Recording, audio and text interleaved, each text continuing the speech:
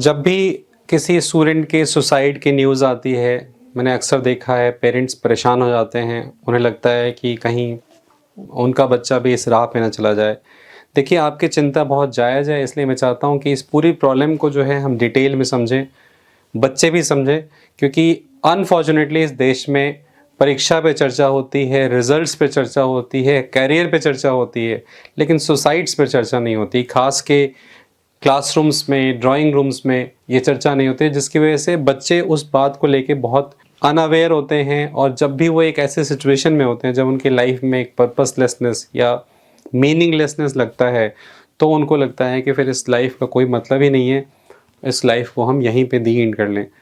मुझे लगता है बच्चों से इस बारे में बात होनी चाहिए, ताकि वो इस चीज़ को लेके मेंटली प्रिपेयर्ड हों कि अगर कभी हमें लाइफ में हम स्टक हो जाते हैं किसी चीज़ से, तो उससे बाहर निकलने का रास्ता क्या है। देखिए, ये बहुत ईज़ी है मीडिया द्वारा या लोगों द्वारा इन जनरल कह देना किसी बच्चे के सुसाइड करने पे कि उसके माँ-बाप जो हैं उसने कितना प्रेशर डाला उसके ऊपर। तो माँ-बाप को ब्लेम कर देना, इंस्टीट्यूशंस को ब्लेम कर देना, पूरे समाज को ब्लेम कर देना, ये बहुत आसान है। प्रॉब्लम इतनी सिंपल नहीं है, इस प्रॉब्लम के कई एस्पेक्ट्स हैं। देखिए, एक बच्चा जब डिप्रेशन में जाना शुरू करता है, मुझे लगता है हमें वहीं से उस पे नज़र रखनी चाहिए। और मैंने तमाम केसेस में ये देखा है कि अगर पेरेंट्स सिर्फ ये इंश्योर कर लें कि बच्चे की लाइफ में एक रिदम है, वो रिदम उसकी जो पर्सनल लाइफ का है, वो अगर मेंटेन रहता है, तो बच्चा कभी भी डिप्रेशन या सुसाइड की तरफ नहीं बढ़ता है। प्रॉब्लम वहाँ शुरू होती है जब बच्चे का अपना कोई फ़िक्स टाइम टेबल नहीं है, ना उठने का समय फ़िक्स्ड है, ना सोने का। फिर वो मील्स स्किप करने लगता है, उसके खाने का भी टाइम फ़िक्स नहीं है। कभी दिन में उसने 2 टाइम खाना ही नहीं खाया। उन सारी चीज़ों से सिचुएशन बहुत एग्रेवेट हो जाती है और वो बच्चा मेंटली एक ऐसी सिचुएशन में पहुँच जाता है जहाँ से उसे बाहर निकलने का रास्ता नहीं समझ में आता है। मुझे लगता है ये अपने आप में इस प्रॉब्लम को काफ़ी हद तक ख़त्म करने में कैपेबल है कि बच्चे सुबह एक फ़िक्स टाइम पे अर्ली मॉर्निंग 5 बजे या 6 बजे उठें, एक्सरसाइज़ करें।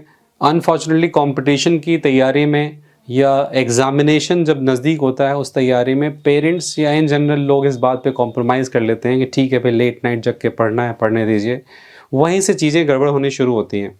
बच्चे का टाइम टेबल बिगड़ना शुरू होता है, वो नींद कम ले रहा होता है, वो मील्स एडेक्वेट नहीं ले रहा होता है, उसके बॉडी में कई सारी डेफिशिएंसीज़ क्रिएट होती हैं जिसकी वजह से वो अपने माइंड पे कंट्रोल नहीं रख पाता। और इन सब नेगेटिविटी के बीच में एक ऐसा पीक आता है, एक ऐसा एक्सट्रीम आता है जहाँ वो फिर उस डिसीजन पे चला जाता है। मुझे लगता है कि हम उस समय को भी पीछे जाके देखें जब अब जो लोग पेरेंट्स हैं, जब वो प्रिपरेशन करते थे, या जब मैं अपनी बात करूं तो मैंने जब ईयर 2001-2002 में जेईई की प्रिपरेशन करी थी, हमें शायद ही कोई किस्सा सुनने में आता था कि बच्चे ने सुसाइड कर लिया तैयारी करते करते।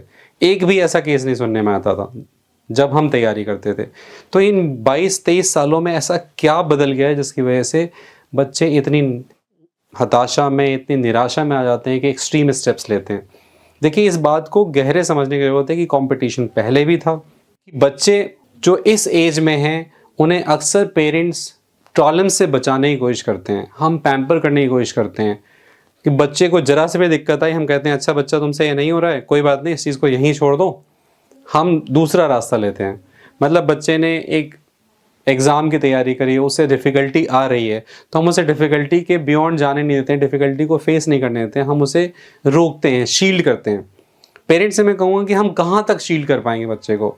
लाइफ में अप्स एंड डाउन्स होते हैं, हम जब भी शील्ड करने की कोशिश कर रहे हैं तो हम बच्चे को स्ट्रॉन्ग नहीं, कमज़ोर बना रहे हैं। ये बिल्कुल वैसा ही है जैसा आप समझिए कि आजकल आपको हार्ट अटैक के बहुत सारे इंसिडेंट सुनने मिलते होंगे। 16 साल के, 18 साल के, 20 साल के, 30 साल के लोग जो हैं, वो हार्ट अटैक से फेटल आउटकम्स तक चले जा रहे हैं।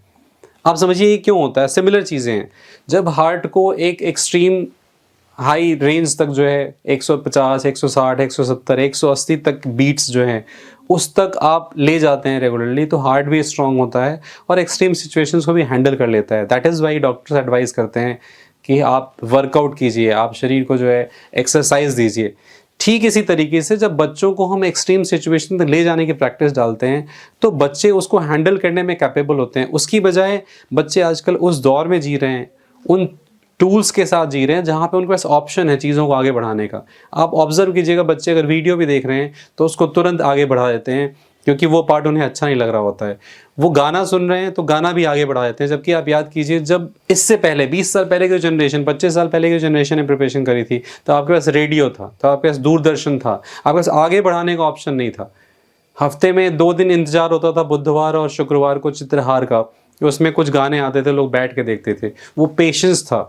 ये जो फटाफट वाली चीज़ें हैं, अगर हम बच्चों को स्टार्टिंग ईयर से ही 4 साल 5 साल 6 साल की एज से ही फटाफट वाली चीज़ों से हम दूर रखें और उनके अंदर ये वैल्यूज़ इनकलकेट करें कि लाइफ में ये फास्ट फॉरवर्ड का ऑप्शन नहीं होता है, ये स्किप करने का ऑप्शन नहीं होता है कि कोई टफ चीज़ आ रही है तो उसको हम स्किप कर दें, और पेरेंट्स स्किप ना कराएं। अगर बच्चे को डिफ़िकल्टी आ रही है, मैंने अक्सर देखा है इवन क्रिकेट एकेडमी में, स्पोर्ट्स एकेडमी में जब बच्चे जाते हैं तो पेरेंट्स अक्सर ये कंप्लेन करते हैं कि ये बच्चा एक लेवल के बियॉन्ड ट्राई ही नहीं कर रहा है, जबकि ये ट्राई करे तो कर सकता है। तो जहाँ भी डिफ़िकल्टी आ रही है बच्चे हाथ खड़ा करते हैं, तो पेरेंट्स सोचते हैं कि नहीं हमें सपोर्टिव होना है। देखिए उस सपोर्टिव होने में हम क्या कर रहे हैं, उन बच्चों को फ़ायदा पहुँचाने के बजाय नुकसान पहुँचा रहे हैं। नुकसान क्यों पहुँचा रहे हैं कि लाइफ में आगे बच्चे को स्ट्रगल करना है। पर्सनल रिलेशंस में बच्चे अक्सर क्या कर रहे हैं कि एक डिफ़िकल्टी आती है, मान लीजिए पर्सनल रिलेशन में बच्चे इन्वॉल्व हो गए, उन रिलेशंस में सक्सेस नहीं मिली या ब्रेकअप हो गया, उस तक से बच्चे टूट के एक्सट्रीम स्टेप उठा ले रहे हैं क्योंकि हमने उन्हें तैयार नहीं किया एडवर्स सिचुएशंस के लिए। और मैं अक्सर बच्चों से कहता हूं कि ज़िंदगी में आप जो चीज़ जैसी सोच रहे हो हमेशा वही मिले, इसकी कोई गारंटी नहीं है। जहां तक मेरा अनुभव है, इसका रिवर्स सिचुएशन ज़्यादातर आता है कि हम सोच रहे होते हैं कि इस एग्ज़ाम में या इस काम में ये आउटकम आए, वो आउटकम नहीं आता है, हमारा मनचाहा नहीं कुछ और आता है। उसको फेस करने के लिए, उसको हैंडल करने के लिए हमें बच्चों को बहुत अर्ली एज से तैयार करना चाहिए। मुझे लगता है इससे उनकी मेंटल स्ट्रेंथ बहुत बढ़ेगी, और रैदर दैन कि पेरेंट्स जो सोचते हैं कि हम इसे डिफ़िकल्टी ही फेस ना करने दें, हम इसे शील्ड कर लें, तो वो तो डिफ़िकल्टीज़ आएंगी उसे। अगर हम एग्ज़ाम में बचा रहे हैं, हम कहीं और बचाने की कोशिश कर रहे हैं, तो किसी न किसी फॉर्म में उसे डिफ़िकल्टी आएगी, और चूँकि उसे हैंडल करना नहीं आता है तो ये मोस्ट लाइकली यही आउटकम है कि वो कोलैप्स कर जाएगा। तो मुझे लगता है एक बेसिक लेवल पे हम आके देखें तो एक और भी चीज़ नज़र आएगी कि 20 साल 25 साल पहले के दौर में या 15 साल पहले के दौर में जब आप स्टैट्स उठाएंगे तो ये जो सुसाइड्स को लेकर कोटा के ऊपर अक्सर आ रहा है कि भाई इतने सुसाइड्स क्यों हो रहे हैं, यही सुसाइड्स 2010-11 के आसपास बिल्कुल नहीं थे। तो 10-11-12 साल में क्या चेंज हुआ है, देखिए इसमें एक बहुत बड़ा फैक्टर जो आया है वो टेक्नोलॉजी का आया है, स्मार्टफोन्स का आया है, इंटरनेट का आया है।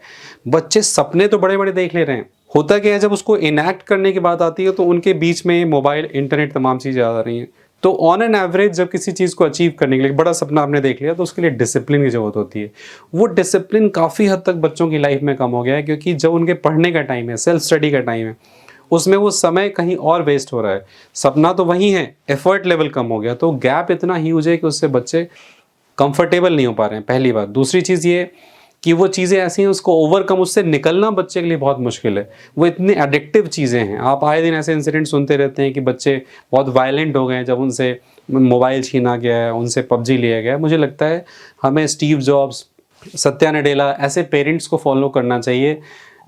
इनफैक्ट माइक्रोसॉफ्ट के जो ओनर हैं बिल गेट्स, इन सभी लोगों ने 14 साल की एज तक अपने बच्चे को किसी भी गैजेट को नहीं दिया, उससे दूर रखा।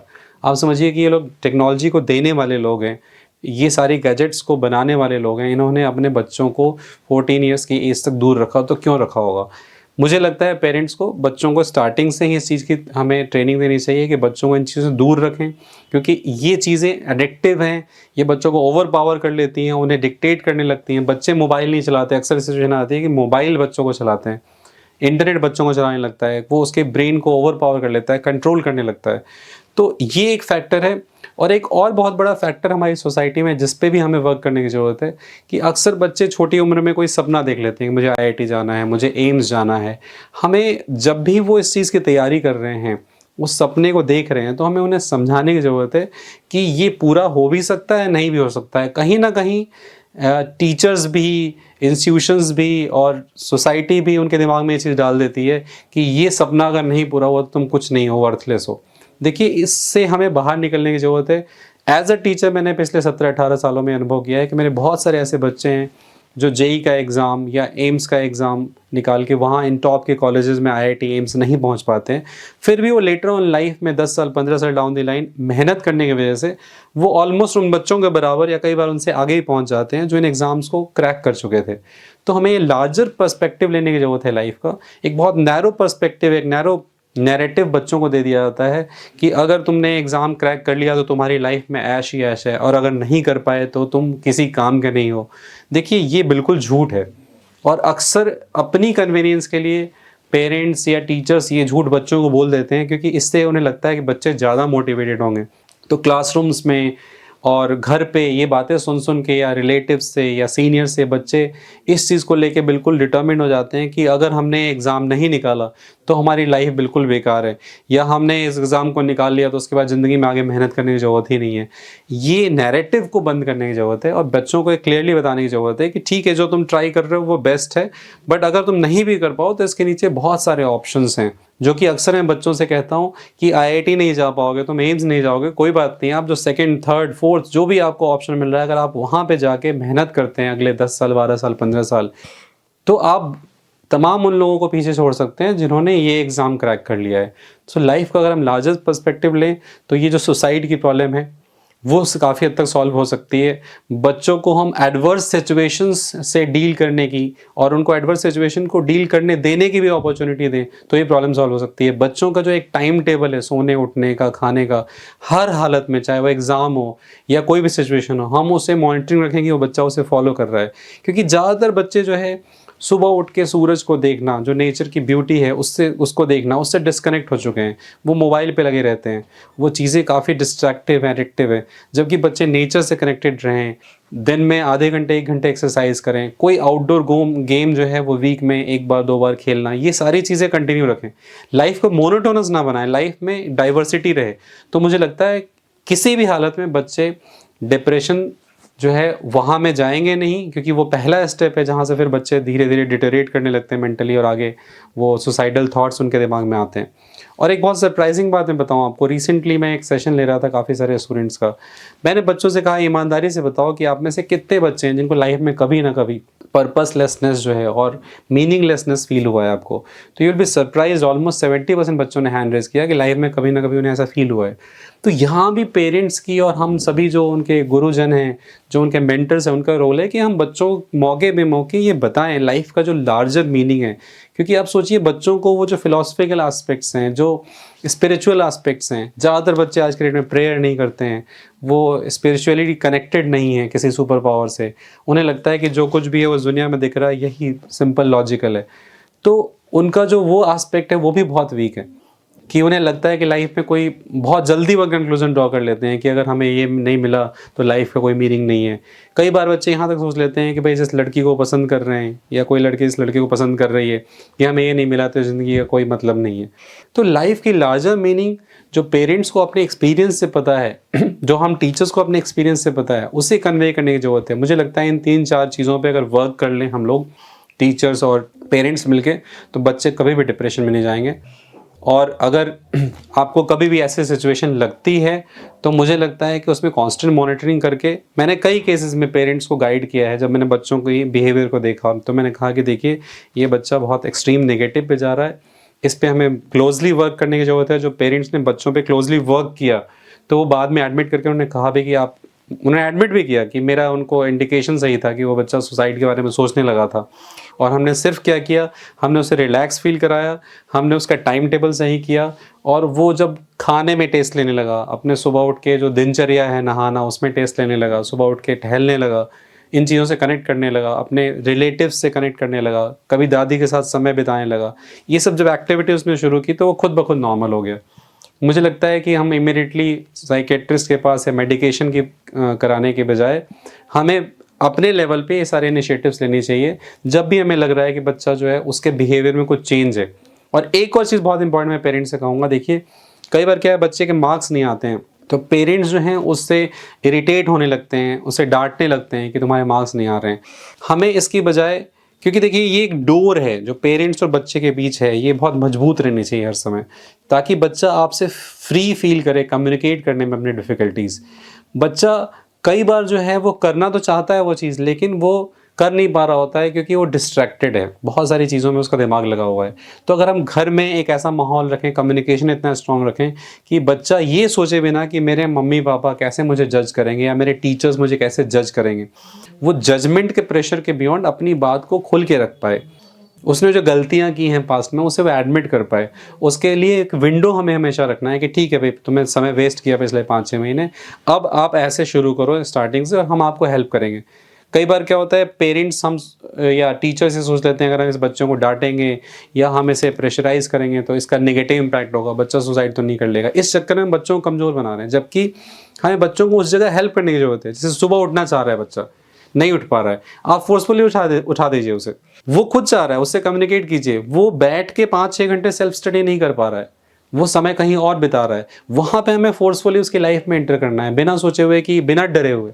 मैंने कई केसेस में ऐसा किया है जहाँ पे मैंने फोर्सफुली हेल्प कराया बच्चे को पेरेंट्स से। वो बच्चे बाद में थैंकफुल फील करते हैं क्योंकि उनका एक रूटीन सेट करने में, उनकी एक लाइफ में डिसिप्लिन लाने में हमने फोर्सफुली किया, क्योंकि वो खुद नहीं कर पा रहे थे। वो इतनी नादान एज में है कि वो सोचते तो हैं कि कल सुबह टाइम से उठना है, कल मुझे 6 घंटे 7 घंटे पढ़ना है, लेकिन जब ऐसा करने में वो खुद हेल्पलेस हो जाते हैं कई दिन ट्राई करने के बावजूद, तब वो नेगेटिव होना शुरू होते हैं। मुझे लगता है यहाँ हमें स्टेप इन करने की ज़रूरत है, रादर देन कि हम बच्चों को क्रिटिसाइज़ करें, हमें इरिटेटेड फील करें कि तुम्हारे नंबर कम आ रहे हैं, तुम तो ये नहीं कर पा रहे हो, तो हमने तुम्हारे लिए इतना किया, इतना पैसा खर्च किया, ये फैसिलिटीज़ दी, हमें तो ये भी नहीं मिला, तुम्हें तो इतना सब कुछ मिल रहा है, फिर भी तुम नहीं कर पा रहे हो। देखिए, ये जो कम्युनिकेशन है, इससे फिर बच्चे एक बैरियर बना लेते हैं, अपनी बातें फिर सामने रखना बंद कर देते हैं। मुझे लगता है पेरेंट्स को कभी मार्क्स को लेके बच्चे को क्रिटिसाइज़ नहीं करना चाहिए। ये एक पहली चीज़ है जिससे फिर बच्चे हमसे दूर होने लगते हैं और फिर वो अब मार्क्स लाने की कोशिश करते हैं और जब नहीं हो पाता तो अंदर ही अंदर घुटने लगते हैं। तो मुझे लगता है इन चीज़ों से हम इस प्रॉब्लम को काफ़ी हद तक स्टॉप कर पाएंगे। पेरेंट्स से मेरा यही मैसेज है, टीचर्स को भी मेरा यही मैसेज है कि हम थोड़ा जिन दौर में बच्चे जी रहे हैं, जिस चैलेंजिंग टाइम्स में वो जी रहे हैं, उसको हम समझें और बच्चों को बेटर समझें। तो मुझे लगता है हम बहुत सारे बच्चों को गाइड कर पाएंगे, बहुत सारे बच्चों की हम लाइफ सेव कर पाएंगे, जो सही गाइडेंस नहीं होने की वजह से, सही एनवायरनमेंट नहीं होने की वजह से एक्सट्रीम स्टेप तक चले जाते हैं। Thank you.